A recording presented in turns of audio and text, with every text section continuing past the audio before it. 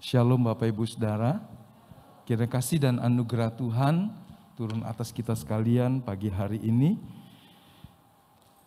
Kita memasuki minggu yang terakhir dalam bulan Oktober, ya. Saya percaya pemeliharaan penyertaan Tuhan di tengah situasi yang sukar dan sulit pun selalu nyata.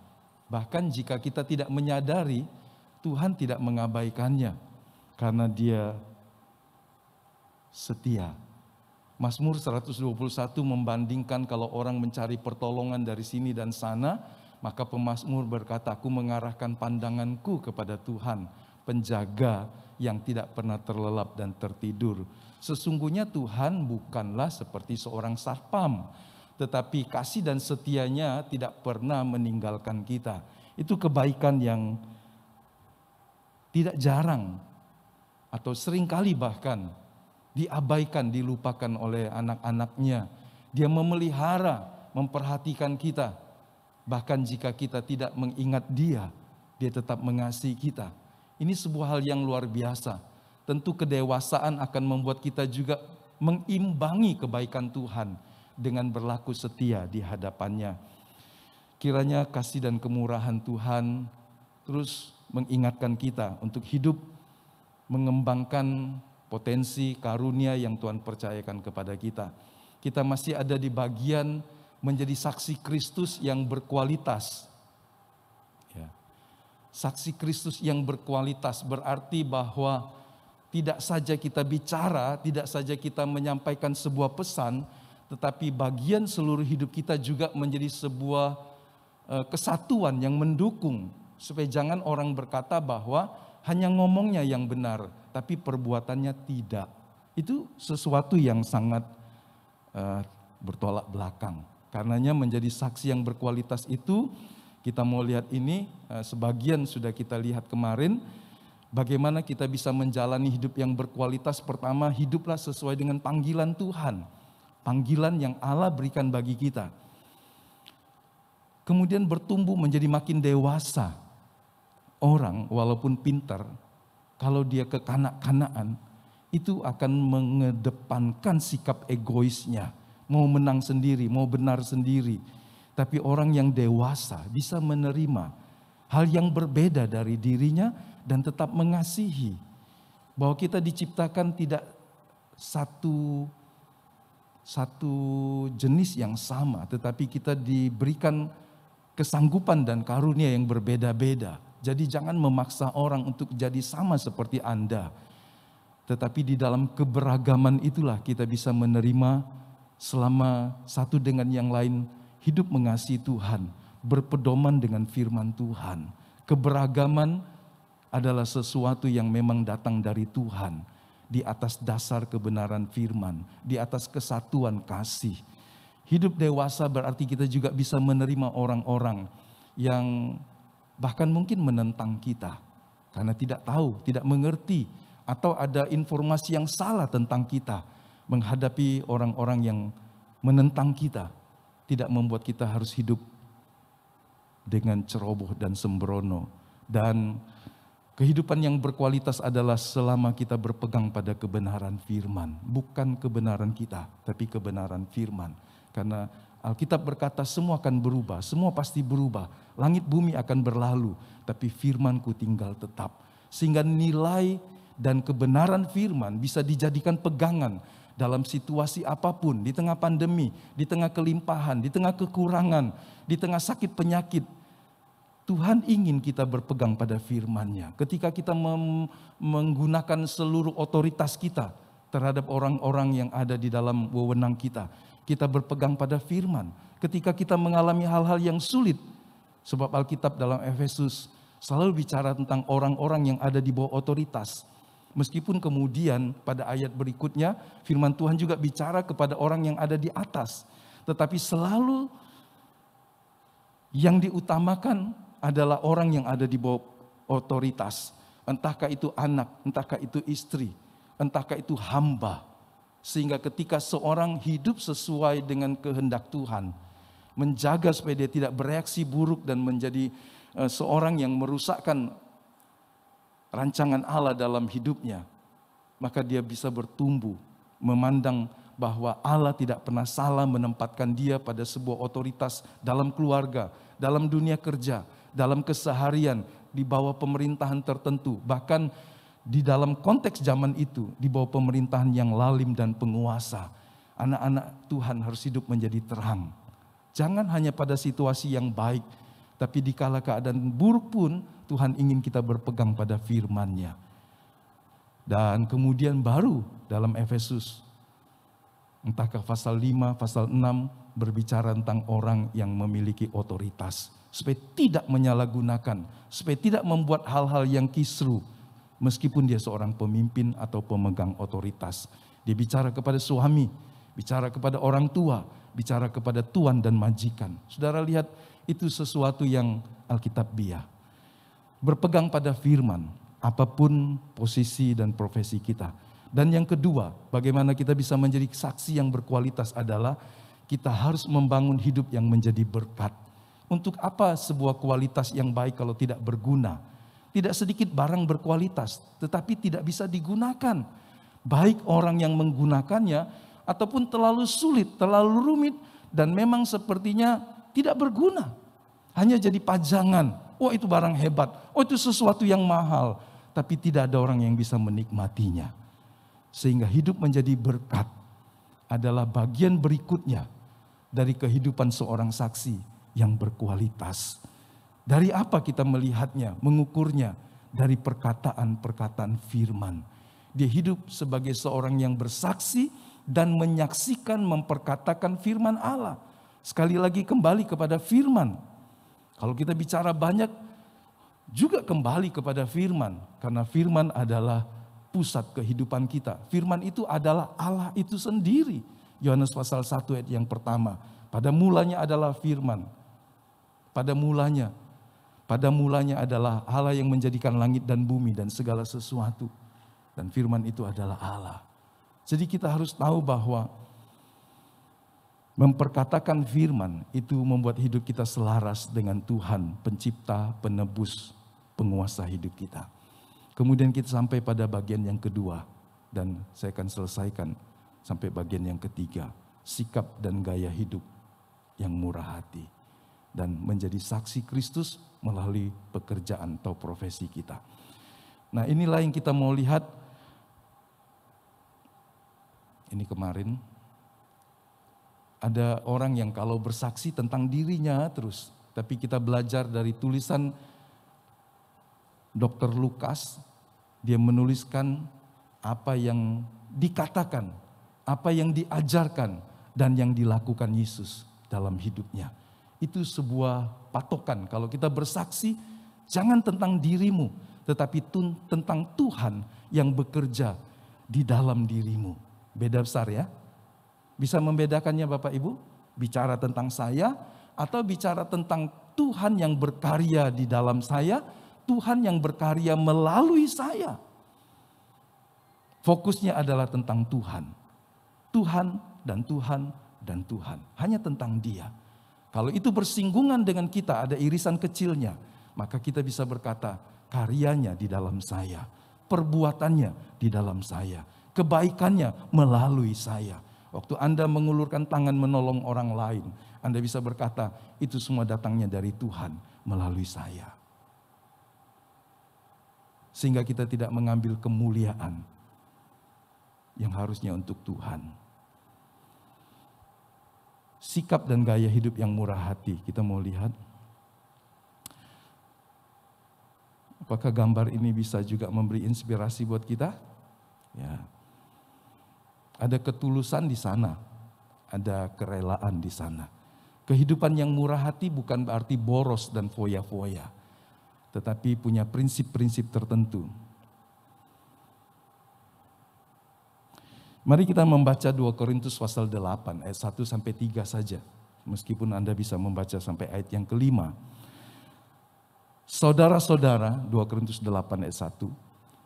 Kami hendak memberitahukan kepada kamu tentang kasih karunia yang dianugerahkan kepada jemaat-jemaat di Makedonia.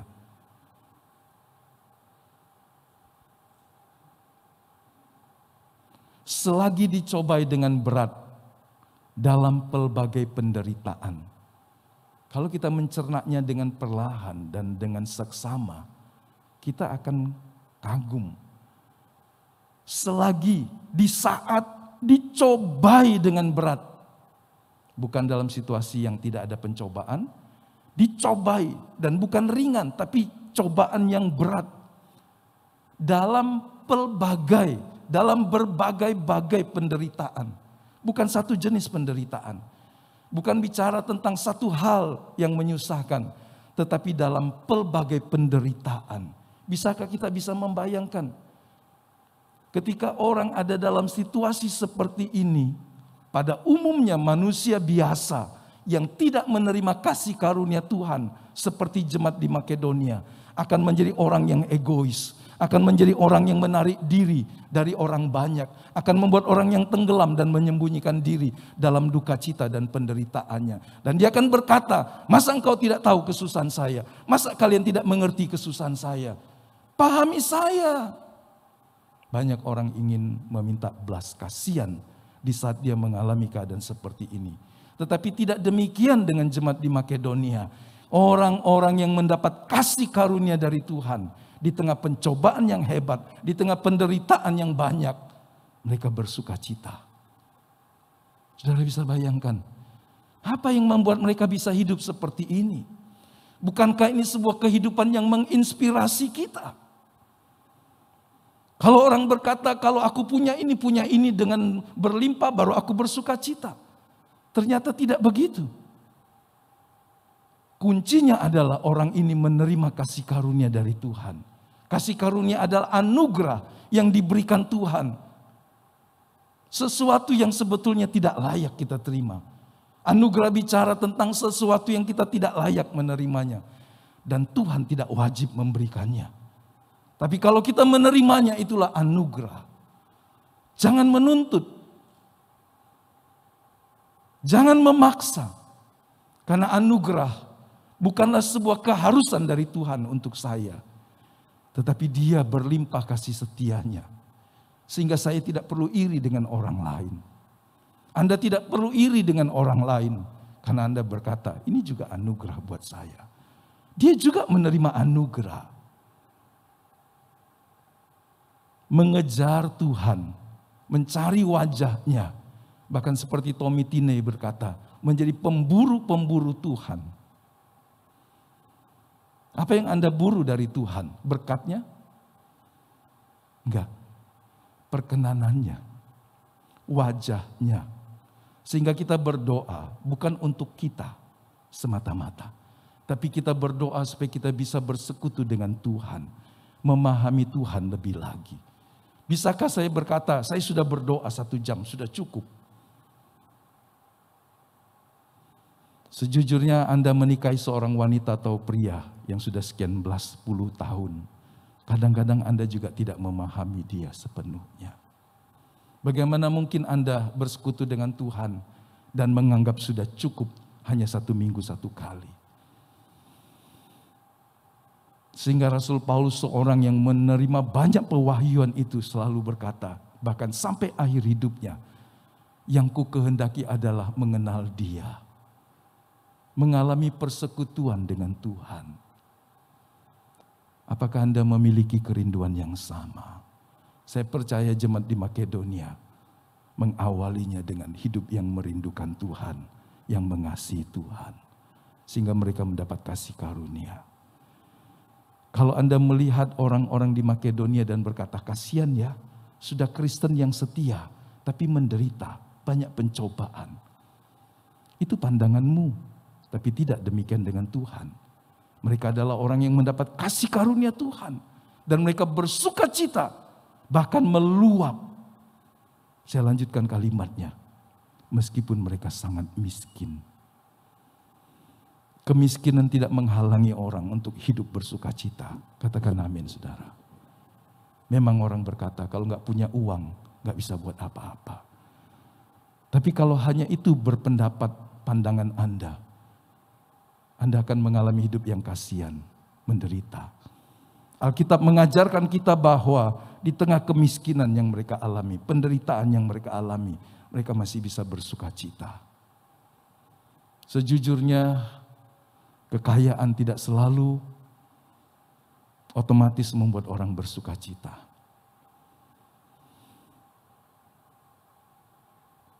Meskipun kita bisa membelanjakan kebutuhan kita, bahkan keinginan kita, tetapi kemiskinan tidak berarti bahwa Anda kehilangan anugerah untuk bersuka cita. Namun mereka kaya dalam kemurahan. Kalau manusia tidak punya sesuatu yang baik di dalamnya, kalau situasinya dalam kondisi yang buruk, prihatin, dan tidak ada hal yang mulia di dalam dia, kita bisa berkata, apalagi yang diharap dari orang seperti ini? Maaf kata ya, sudah dalam keadaan tertekan, menderita, sifatnya jelek, perangainya jelek, responnya jelek, pandangannya dengan orang jelek, bicaranya jelek, pikirannya jelek. Apa yang diambil dari orang seperti ini? Apakah ini memuliakan Tuhan? Mengerikan, menyedihkan. Tapi orang-orang di Makedonia, di tengah keadaan yang sangat berat, di tengah kemiskinan, mereka menjadi kaya dalam kemurahan. Ingatkan dirimu untuk bersuka cita, untuk menjadi murah hati, tidak bergantung dengan kaya atau miskin, tetapi dari kasih karunia yang bekerja di dalam kita. Amin, Bapak Ibu. Ya, saya tidak ingin menyinggung siapapun dan saya tidak bermaksud apapun, tapi hanya ingin mengingatkan kita bahwa jika kita beranggapan kemiskinan adalah menghalangi saya untuk bersuka cita, menghalangi Anda untuk bersuka cita dan berkemurahan, Anda keliru. Karena nilai-nilai hidup dari dunia yang dipegang. Tapi ingatlah akan firman Allah. Dalam bahasa Indonesia sehari-hari, saya mau lanjutkan ayat yang berikutnya. Aku bersaksi bahwa mereka telah memberikan menurut kemampuan mereka, bahkan melampaui kemampuan mereka. Jadi ini sesuatu yang luar biasa. Mau jadi berkat melampaui kapasitas atau keadaan mereka. Bukankah kita bisa berkata sebetulnya manusia baru menggunakan 10% saja dari apa yang dia punya. Potensi-potensinya. Sehingga kalau kita berkata aku nggak bisa, orang akan berkata itu cuma malas. Yang ngomong bukan saya, hanya mengutip kata-kata orang. Yang bisa menerobos anggapan saya tidak bisa, saya tidak mampu, saya terbatas. Tapi Tuhan bisa bekerja di dalam kita. Orang yang bahkan tidak melibatkan Tuhan pun bisa menggali potensinya lebih dari 10%. Sehingga jangan membiarkan otak kita, kemampuan yang orisinil, kemampuan yang tidak diasah. Pernah mendengar lelucon itu kan? Ini bukan lelucon rasis. Dalam sebuah pameran ada orang melihat kok ini otak yang dihargai mahal. Kok ini agak murah dan ini paling murah. Dan kemudian lihat ada yang paling mahal. Ternyata diselidiki yang mahal itu masih orisinil katanya. Nggak pernah dipakai. Kita sering beli barang yang orisinil, yang belum pernah dipakai. Kalau mobil mungkin 0 km, motor 0 km, barang buka kemasan pabrik, nggak ada belum jam terbangnya dipakai. Oh kita pikir ini barang mahal. Tapi kalau dari diciptakan sampai saat itu tidak pernah digunakan, ya menyedihkan.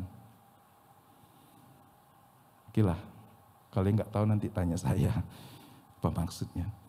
Dalam bahasa Indonesia sehari-hari dikatakan dan sangat murah hati dalam memberikan sumbangan untuk menolong orang lain meskipun mereka miskin sekali. Nah, ini salah satu gambar tentang jemaat di Makedonia ya. Kalau Anda search, Anda menemukan ini.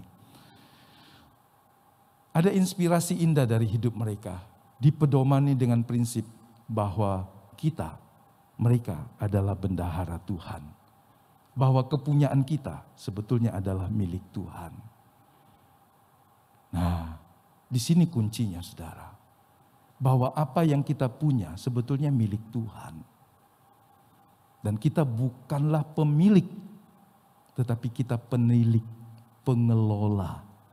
Sehingga kalau Tuhan menghendaki apa yang Dia punya dalam hidup kita untuk melakukan satu hal yang Dia inginkan, maka kita harus melakukannya. Karena kita pengelola. Sebab hidup kita telah dibeli, ditebus, menjadi milik kepunyaannya.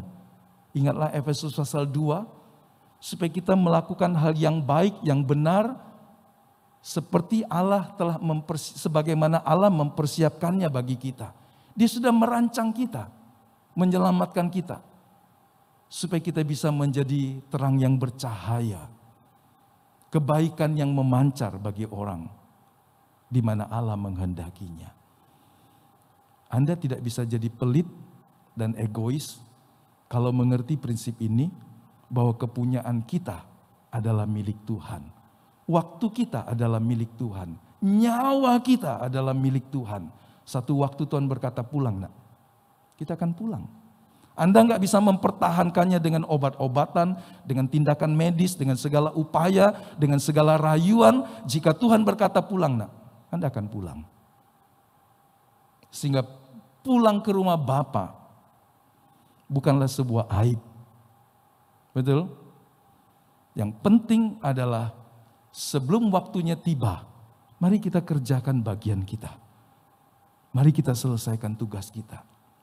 Ingatlah, kita diselamatkan dan diutus seperti domba di tengah serigala. Sehingga memakai berkat yang diterima untuk berkontribusi dalam penjangkauan dan pemuritan jiwa-jiwa. Waktu orang-orang di Yerusalem, dari mana Injil pertama kali dikabarkan di sana, mengalami kesusahan, disampaikan kepada jemaat di Makedonia dan jemaat-jemaat yang lain. Mereka spontan berkata kepada para rasul, kami ingin juga menjadi berkat bagi mereka, karena kami telah menerima keselamatan dari firman yang disampaikan mulai dari sana. Mereka mengerti bahwa apa yang mereka terima berasal dari Tuhan. Keselamatan itu datang dari Tuhan. Dan mereka mau menjadi orang yang mengambil bagian untuk menjadi berkat bagi jemaat-jemaat di Yerusalem. Jemaat yang mula-mula ada. Dari mana Injil diberitakan ke seluruh dunia, termasuk ke Makedonia. Sehingga mereka ingin menolong dan menjadi berkat buat mereka. Bukan karena mereka kaya, tapi karena mereka penuh dengan kemurahan hati.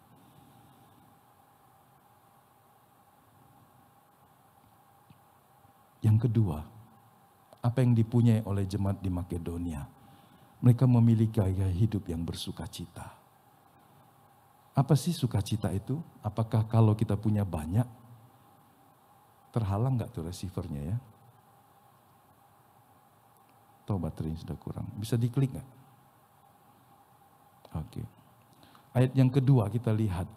Selagi dicobai dengan berat dalam pelbagai penderitaan, sukacita mereka meluap. Kalau meluap berarti sudah penuh kan? Apa yang meluap itu berarti di dalamnya sudah penuh. Roma pasal 14 ayat 17 kalau kita membaca tentang anugerah agung dari Tuhan. Mari kita baca ayatnya. Roma 14.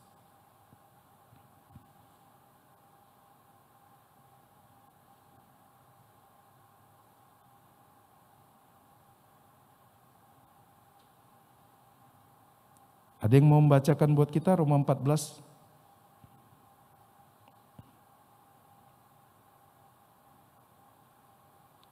Ada yang di rumah? Biar yang di rumah enggak terlelap.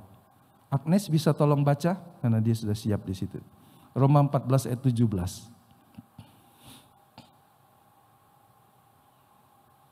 Mic-nya belum dibuka.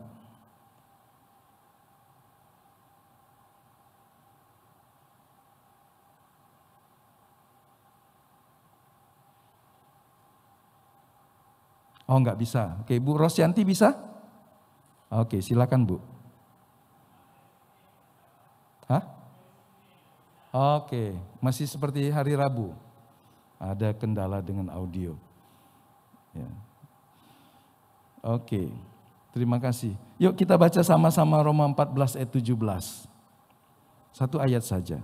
Sebab kerajaan Allah bukanlah soal makanan dan minuman, tetapi soal kebenaran, damai sejahtera, dan sukacita oleh Roh Kudus.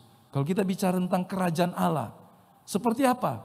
Apa isinya? Apa ciri khasnya? Apakah itu bicara tentang kekuasaan, kekayaan, kelimpahan, dan sebagainya? Oh, ternyata Rasul Paulus menyingkapkan kepada jemaat di Roma. Dia bukan bicara tentang makanan, minuman, sesuatu yang fana, sesuatu yang sementara. Tetapi bicara tentang kebenaran. Bicara tentang damai sejahtera. Bicara tentang sukacita oleh Roh Kudus. Sehingga kalau kita memiliki kebenaran tanpa dosa. Kenapa tanpa dosa? Mungkinkah manusia hidup tanpa dosa? Di dalam Kristus kita telah diampuni. Bukan karena kita orang yang tidak berdosa. Kita orang berdosa yang telah menerima pengampunan.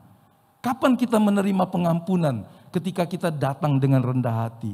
Mengakui Dia sebagai penebus yang telah mati bagi kita. Mengakui dosa kita, bahwa kita telah melakukan dosa. Baik pikiran, perkataan, perbuatan kita. Dan meminta Dia untuk mengampuni kita.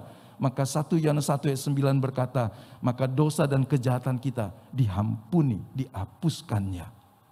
Jadi kita bisa berkata bahwa kebenaran adalah bicara tentang kehidupan tanpa dosa. Kenapa? Karena kita telah mengalami pembenaran dari Allah. Ingat, pembenaran berarti dijadikan benar. Kenapa bisa? Karena Kristus telah mati membayar dosanya. Dosa adalah seperti sebuah hutang. Maka jika ada pihak yang mau membayarnya, melunasinya, maka Anda tidak lagi memiliki hutang itu. Hutang dosa kita telah dipakukan Yesus di kayu salib. Sehingga kita mengalami pembenaran. Dan ketika kita hidup dalam kebenaran karena sudah diampuni. Jadi jangan terus-menerus berkata, saya orang berdosa yang terus hidup dalam dosa. Karena berarti Anda menghina dan tidak mengakui korban Yesus. Anda bisa berkata, saya orang berdosa yang sudah diampuni. Dan saya ingin hidup dalam kebenaran. Itu lebih benar. Yang paham katakan amin. Kalau Anda terus berkata, saya ini orang berdosa Pak. Saya ini orang berdosa Pak. Anda berkata Tuhan tidak pernah mengampuni Anda. Anda berkata bahwa Kristus tidak mati bagimu, membayar dosamu. Tapi kita bisa berkata, saya orang berdosa yang patut dihukum mati. Tetapi Kristus telah mati menggantikan dosa saya. Ingatlah cerita minggu kemarin ketika seorang kepala suku menggantikan anaknya yang melanggar yang harus dicambuk. Hukuman tidak dibatalkan, tapi dia menggantikan anaknya. Sehingga anaknya tidak perlu mati. Tapi dia menderita dengan hebat akibat anaknya. Kristus telah mati karena dosa kita. Dan itu menjadi dasar pembenaran, pengampunan di dalam Kristus. Di luar Kristus, orang mendapatkan keselamatan, kebenaran melalui upaya, usaha yang Alkitab berkata tidak akan tercapai. Karena pembenaran bicara tentang memperdamaikan dirimu dengan Tuhan. Apa yang Anda akan lakukan untuk membenarkan diri dan mendamaikan diri dengan Tuhan? Perbuatan baik kita tidak cukup. Korban kita tidak sempurna. Tetapi hanya satu, kalau Dia memberikan nyawanya menggantikan kita. Hal yang kedua di dalam anugerah agung dari kerajaan Allah adalah kedamaian. Damai sejahtera. Ketika orang sudah diampuni, maka dia mengalami damai. Ketika suami istri saling mengampuni, dalam rumah tangga ada damai sejahtera. Ketika seorang anak diampuni kesalahannya oleh orang tuanya, maka dia bisa merasa lega. Dia bisa kembali memeluk orang tuanya. Ketika sahabat satu dengan yang lain, yang konflik dan kemudian saling mengampuni, mereka bisa berangkulan dan mereka bisa berkata, sekarang ada damai di antara kita. Kedamaian berarti tanpa tuduhan, tanpa gangguan dari tuduhan hati nurani. Tapi sebelum Anda diperdamaikan dengan Tuhan, sebelum Anda diampuni dan dibenarkannya, setiap kali kita datang kepada Tuhan, hati nurani kita akan menuduh kita.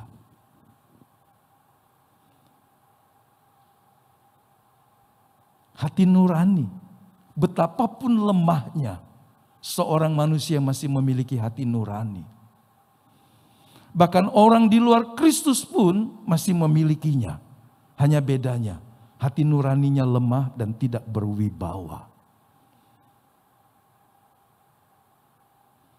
Tapi orang yang sudah disucikan, hati nuraninya menjadi kudus. Dan bisa dipakai untuk mendorong dia datang kepada Tuhan. Rasul Yohanes banyak bercerita tentang hati nurani yang disucikan. Anda bisa membaca kiriman surat-suratnya. Ketika kita tanpa gangguan tuduhan hati nurani, Anda akan hidup damai. Seorang bisa berbuat salah, tapi ketika dosanya diampuni dan dia diperdamaikan, dia bisa berrelasi, berhubungan tanpa tuduhan hati nurani. Dan yang ketiga adalah sukacita tanpa penderitaan mental atau ketakutan yang menyusahkan jiwa. Ini yang membuat orang bisa bersukacita, bukan karena harta. Inilah alasan mengapa seorang Sakeus rela kehilangan hartanya ketika mendapatkan keselamatan. Inilah yang membuat Matius yang juga seorang pemungut cukai. Inilah juga yang membuat Rasul Paulus. Inilah juga yang membuat setiap orang yang mengerti ketika hidupnya diperdamaikan, dibenarkan, dia memiliki kehidupan yang bersukacita.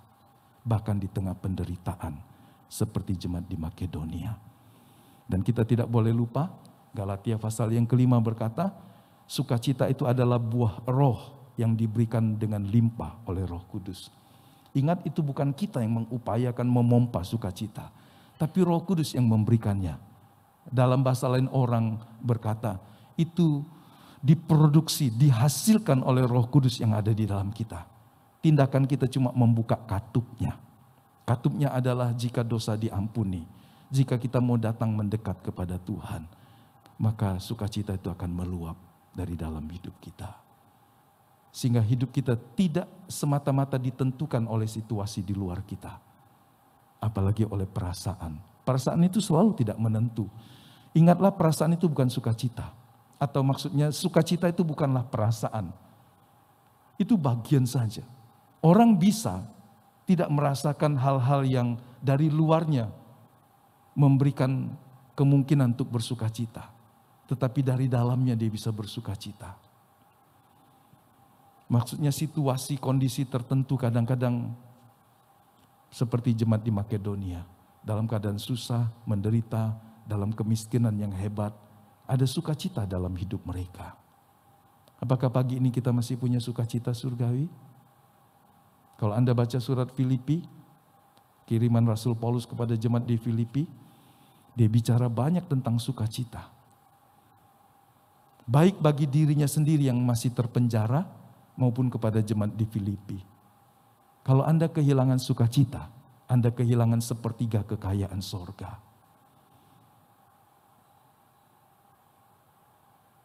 Halo? Anda kehilangan sepertiga dari kekayaan sorgawi kalau Anda tidak memiliki sukacita. Kalau Anda beranggapan sukacita baru melimpah kalau saya punya barang baru, barang bagus, harta benda mahal. Satu hari kalau itu hilang atau berubah, sukacitamu juga habis. Tapi sukacita yang dikerjakan oleh Roh Kudus, karena tidak ada lagi penderitaan atau ketakutan, karena penghukuman yang kekal. Karena dosa-dosa yang kita telah perbuat, membuat kita bisa bersukacita dengan limpah. Gaya hidup dari jemaat di Makedonia yang menginspirasi kita adalah gaya hidup yang melayani. Bisa jadi berkat kalau mau melayani. Seluruh perusahaan yang mengerti menggunakan filosofi melayani pelanggannya, pasti maju. Anda lihat toko usaha, warung kecil, warung besar. Kalau dia menggunakan filosofi mementingkan pelanggannya, melayani pelanggannya, maka mereka pasti berhasil. Semangat melayani ini adalah sebuah teladan dari sorga. Betapapun hebat produk yang dihasilkan oleh sebuah usaha, kalau tidak disertai dengan sikap melayani pembeli, masih banyak orang lain yang akan menyodorkan hal yang baik seperti itu. Sesuatu yang berkualitas harus dibarengi juga dengan pelayanan yang baik. Ayat yang keempat, dengan kerelaan sendiri dari 2 Korintus 8. Mereka meminta dan mendesak kepada kami supaya mereka juga beroleh kasih karunia untuk mengambil bagian dalam pelayanan kepada orang-orang kudus. Kita ingat tentang orang Samaria. Di tengah pemahaman orang-orang Israel atau Yahudi di zaman itu tentang Samaria yang adalah bangsa kelas 2. Bukan keturunan Abraham secara murni. Berawal dari perpecahan kerajaan 10 suku. Kemudian mereka dibuang ke negeri Asyur. Ketika mereka kembali, mereka sudah bercampur baur. Sehingga orang Yahudi menganggap kamu bukan orang keturunan Abraham. Tapi mereka memiliki situs-situs sejarah, warisan-warisan ritual di Gunung Gerisim. Mereka memiliki sumur yang dibuat oleh Yakub dan Yakub sendiri telah minum. Sebagai bapak leluhur Israel, mereka berpedoman. Kami juga orang-orang yang memiliki janji Abraham. Tapi orang Yahudi menganggap orang Samaria itu orang yang terpinggirkan. 500 tahun kira-kira gap ini terjadi. Dan Yesus datang untuk menghancurkan tembok itu. Saudara bayangkan 5 abad. Warisan perseteruan, pengucilan, diskriminasi yang diterima oleh orang Samaria, oleh orang Yahudi. Tapi Yesus merobohkan tembok itu. Dan dia mengangkat orang Samaria dalam sebuah kisah. Membandingkannya dengan imam, membandingkannya dengan orang Lewi. Yang notabene 2 orang ini adalah orang-orang yang bertugas di bait Allah. Tapi ketika di depannya ada korban perampokan, mereka meninggalkan. Imam meninggalkan dengan semua alasannya. Orang Lewi menjauh dan meninggalkannya. Kemudian datang orang Samaria dalam perjalanan bisnis. Menunggang keledai untuk pergi ke satu kota. Kemudian dia melihat orang ini. Dan kemudian kita membaca ayat 33. Mari kita baca untuk membuat kita lebih jelas.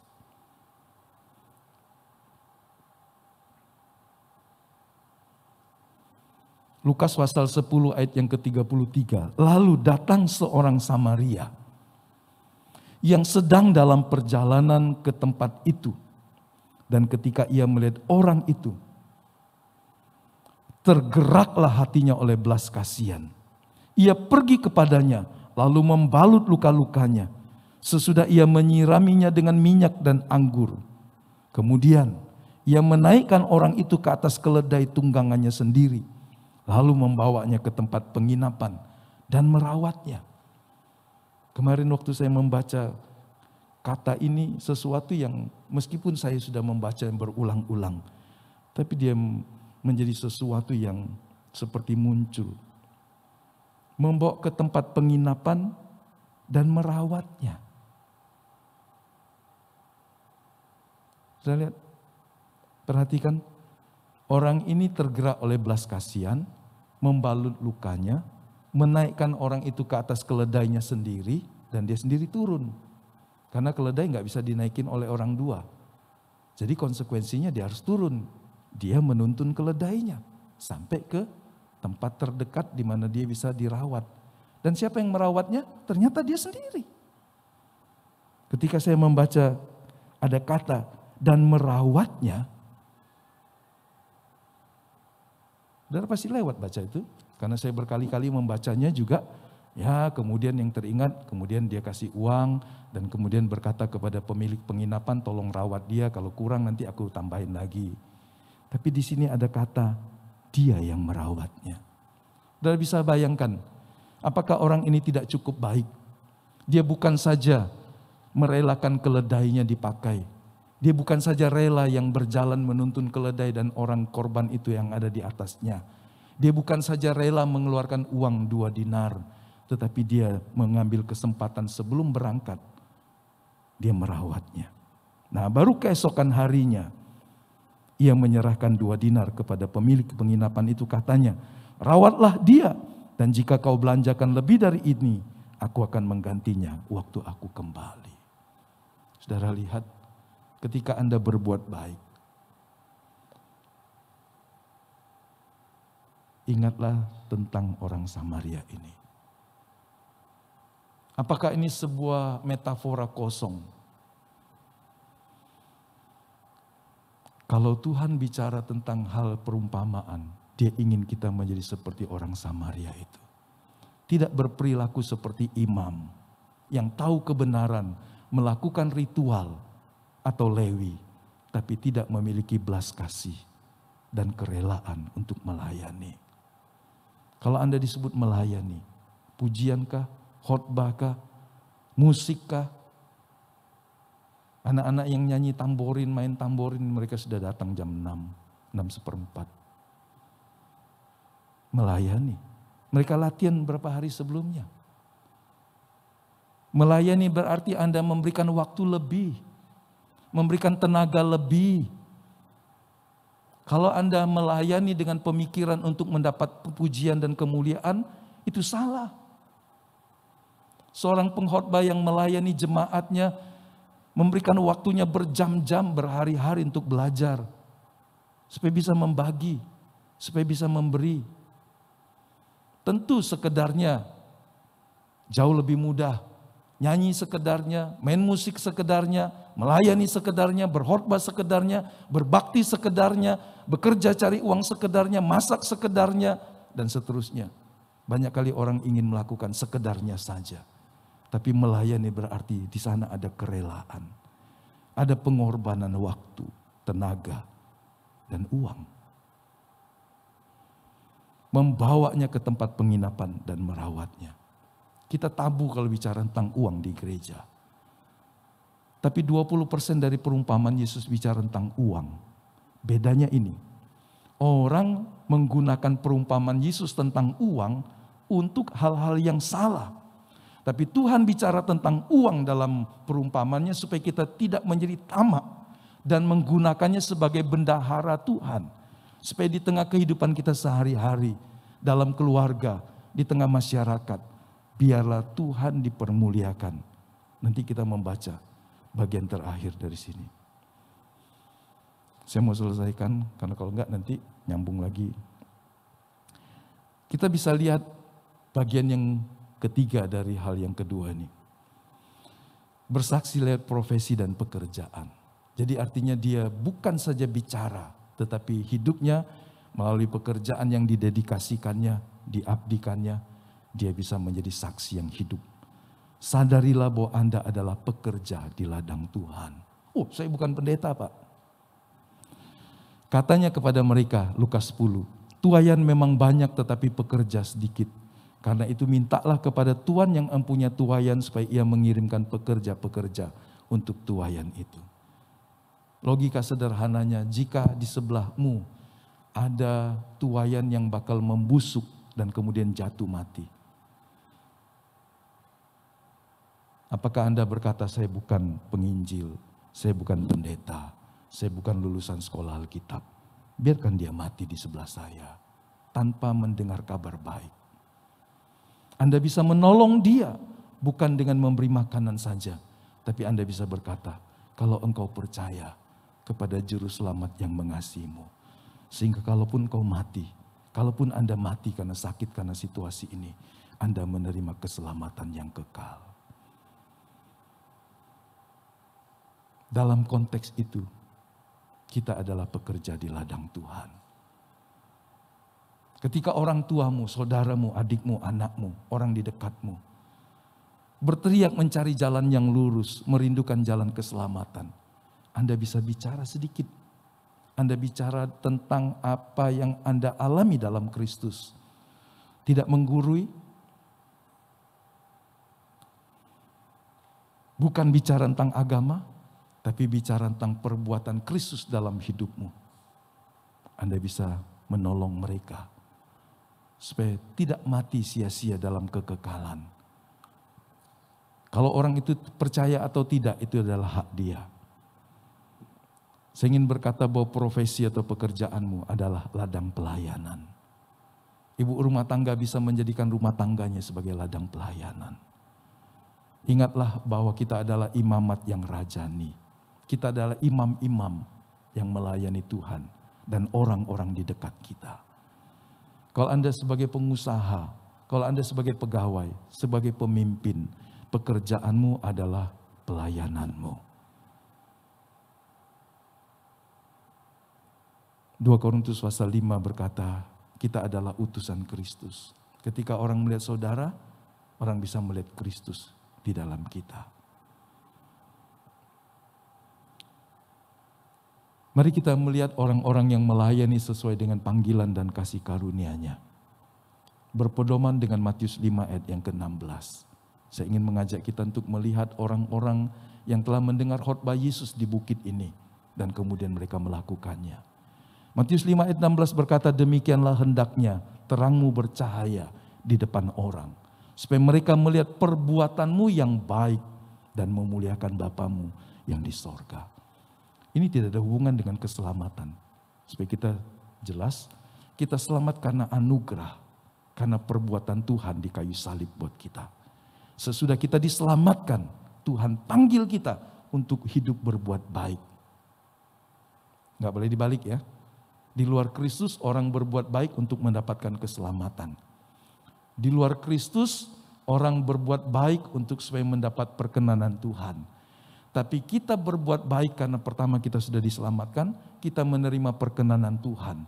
Kita membagi apa yang Allah beri dalam hidup kita, sehingga kita bisa memuliakan Tuhan.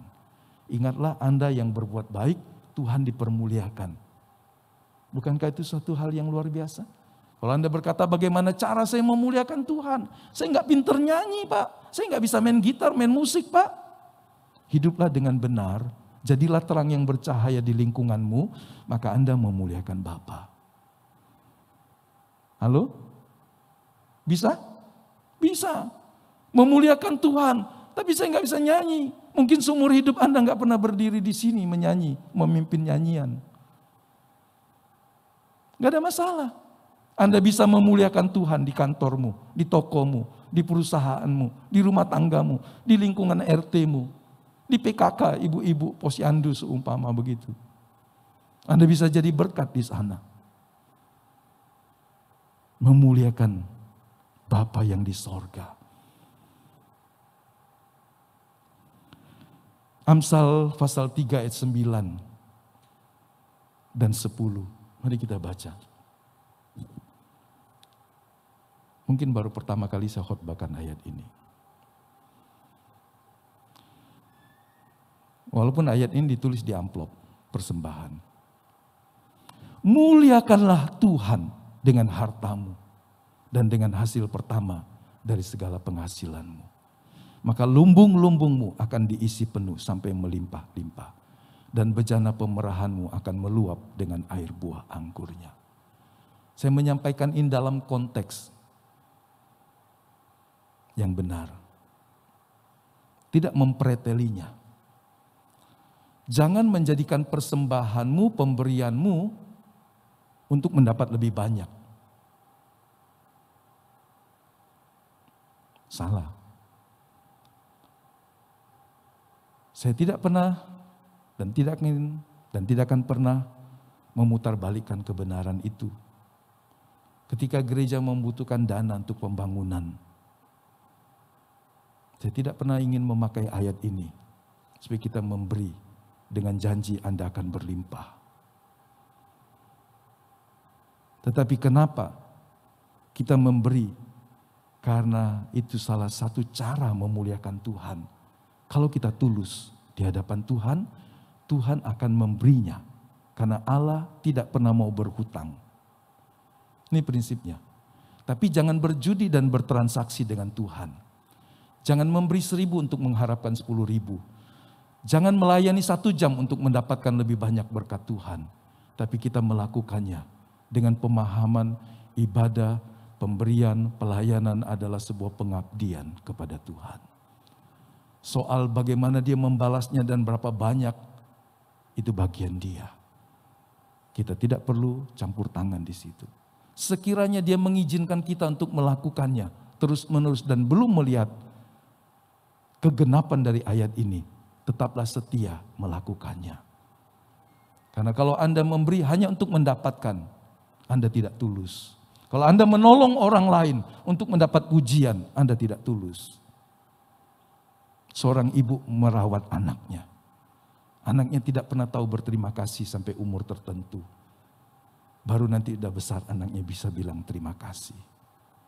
Tapi seorang ibu, seorang ayah akan melakukannya. Meski anaknya tidak bisa berkata terima kasih. Kenapa kita tidak bisa tulus dengan Tuhan, dengan pemberian kita? Karena ada pengajar-pengajar sesat yang salah. Yang menanamkan ini untuk kepentingan pekerjaan Tuhan katanya. Pekerjaan proyek-proyeknya untuk kepentingan diri. Mendorong orang memberi lebih banyak supaya mendapat lebih banyak lagi. Sebuah transaksi yang kotor dengan menggunakan ayat Alkitab. Tapi kalau kita memberi, kalau kita memuliakan Tuhan dengan harta kita, karena kita berkata, datangnya dari Tuhan. Semua datang karena Dia memilikinya. Dialah yang empunya hidup kita. Ayat 10 itu bagian Tuhan. Tapi bagian kita adalah menggunakan apa yang kita punya untuk memuliakan Dia. Mari kita baca Lukas pasal 8. Ini ayat yang mungkin kita lewat. Satu hari saya ingin membahasnya agak dalam. Yohana istri Kusa, bendahara Herodes, Susana, dan banyak perempuan lain. Perempuan-perempuan ini melayani rombongan itu dengan kekayaan mereka. Ternyata mereka bisa melayani Tuhan. Saudara bisa bayangkan ada 12 murid. Ada 70 murid. Ada ribuan orang yang beriringan atau selalu berduyun-duyun mendengar Yesus berkhotbah. Bisakah Anda berpikir bahwa di situ juga ada para wanita? Dan Lukas membeberkan sebuah fakta. Banyak wanita yang telah diselamatkan, mengabdikan hidupnya juga dalam rombongan Yesus. Mereka tidak berkhotbah, karena mungkin mereka tidak bisa berkhotbah, tapi mereka melakukan apa yang mereka bisa. Termasuk Yohana, istri dari bendahara Herodes, Susana, dan banyak perempuan lain. Jadi kita bisa melihat bahwa orang bisa mengambil bagian sesuai dengan kasih karunia yang ada dalam hidupnya.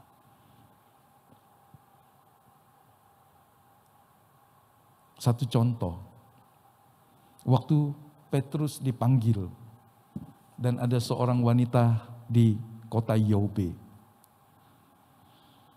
itu meninggal. Kemudian Petrus diceritakan. Saya baca saja Kisah Rasul 9 ayat 36. Di Yope ada seorang murid perempuan bernama Tabita. Dalam bahasa Yunani namanya jadi Dorcas.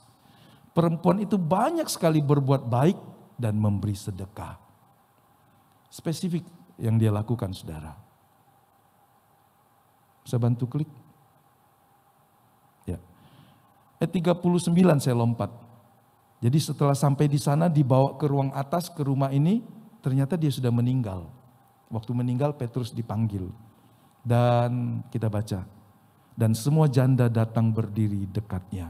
Sambil menangis, mereka menunjukkan kepadanya semua baju dan pakaian yang dibuat Dorcas waktu ia masih hidup. Jadi Dorcas adalah seorang yang melayani, jadi berkat buat para wanita janda dengan membuat pakaian. Tentu dengan hati penuh kasih. Sehingga para janda ini ingat kebaikan Dorcas. Waktu dia meninggal, mereka menangis di depan Rasul Petrus dan Rasul yang lain. Ini baju yang mereka buat, ini baju yang dia buat, ini baju yang dia buat. Saudara, artinya apa? Orang ini bisa jadi berkat buat orang lain dengan keterampilan yang dia punya. Tuhan pasti kasih kita kemampuan dan keterampilan.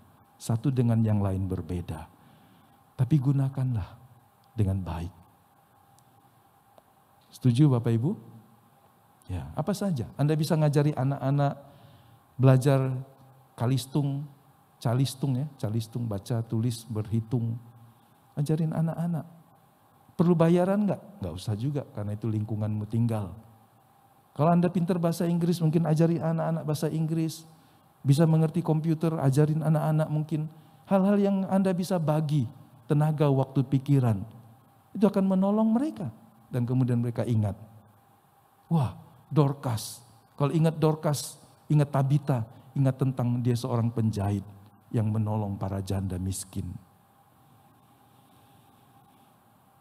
Nah, saudara tahu tentang kisah ini kan? Sakeus. Dia seorang yang ketika bertobat, dia berkata kepada Tuhan begini, setengah dari hartaku kuberikan kepada orang-orang miskin. Menurut saudara, dia kehilangan separuh harta kan? Kemudian belum cukup di situ dia berkata, kalau ada orang yang kuperas sebagai pemungut pajak, sangat mungkin dia memeras, sangat mungkin dia menyalahkan guna wewenangnya. Karena pemungut cukai untuk kepentingan orang-orang penguasa Romawi sangat dibenci oleh orang-orang Yahudi. Karena seringkali menyalahgunakan wewenang.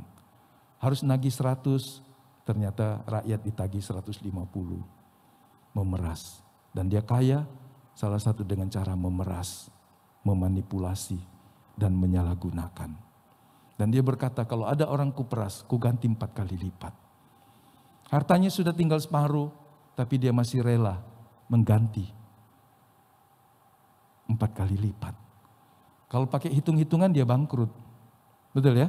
Dia sudah hilang separuh, dia masih akan mengganti 4 kali lipat. Tapi kenapa dia bisa melakukan itu? Karena dia telah diselamatkan. Sukacita karena keselamatan. Waktu Tuhan berkata, aku akan menumpang di rumahmu. Karena anak ini pun adalah anak Abraham. Dia layak untuk menerima keselamatan. Sakeus bersukacita, semua dosa dan kesalahan yang dia perbuat terhapuskan hari itu. Karena Tuhan mengampuni dia. Dan sukacita itu meluap dalam hatinya. Dan bagi orang yang bersukacita seperti ini, harta yang didapat dengan cara berdosa, rela dia lepaskan lagi. Karena dia telah mendapatkan harta yang kekal. Itu kuncinya. Lukas ketika dia bertobat, dia mengiring pelayanan Paulus dan para rasul menjadi orang yang setia. Apakah sebagai tabib dia tidak menolong para rasul? Ingat Paulus dan kawan-kawan seringkali dipukul, disiksa, dicambuk 39 kali. Sehingga tubuhnya penuh dengan luka-luka. Lukas ada di sana. Lukas pasti menolong dia.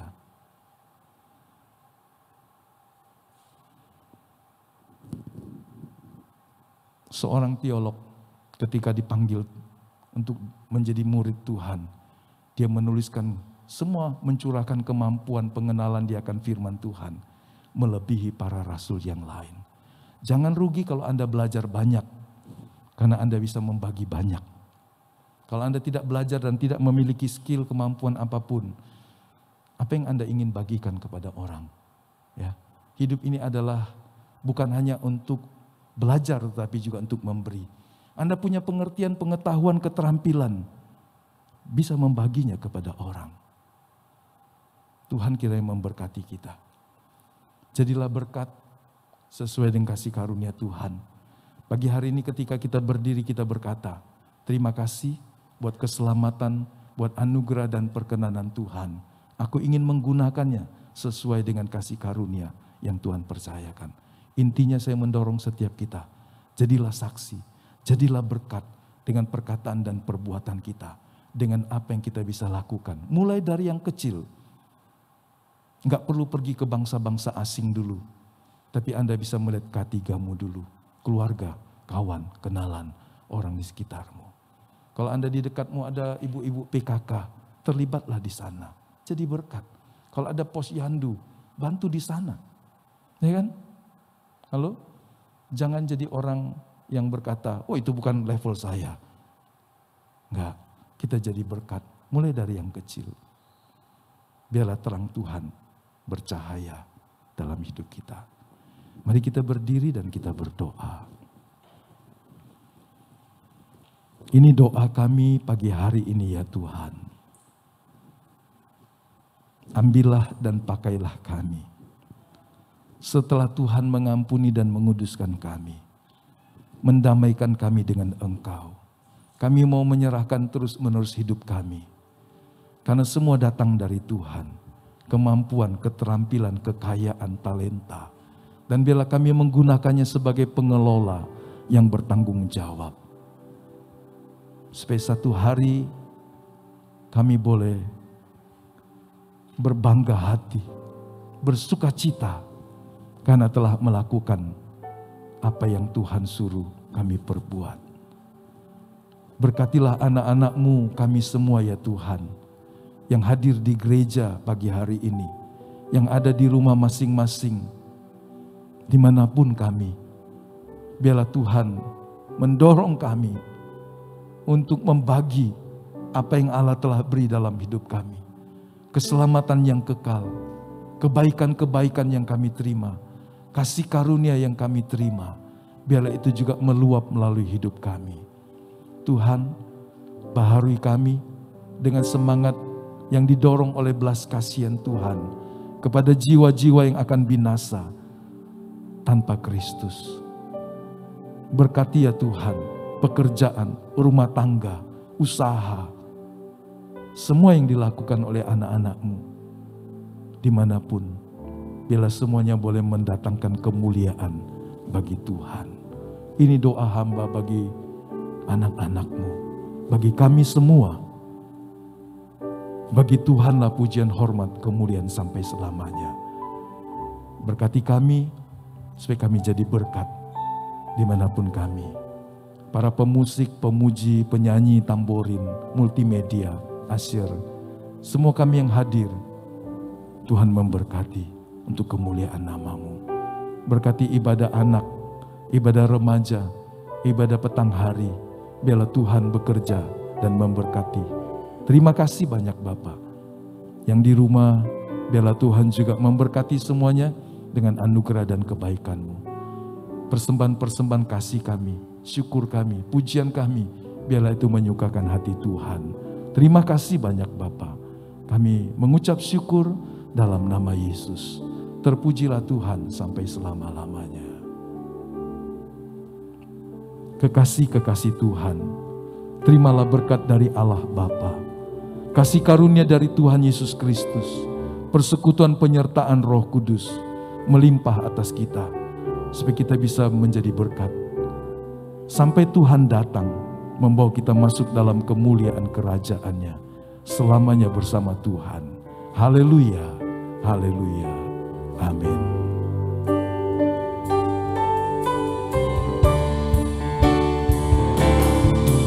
Besar anugerah-Mu, melimpah kasih-Mu, semakin hari semakin besar anugerah-Mu.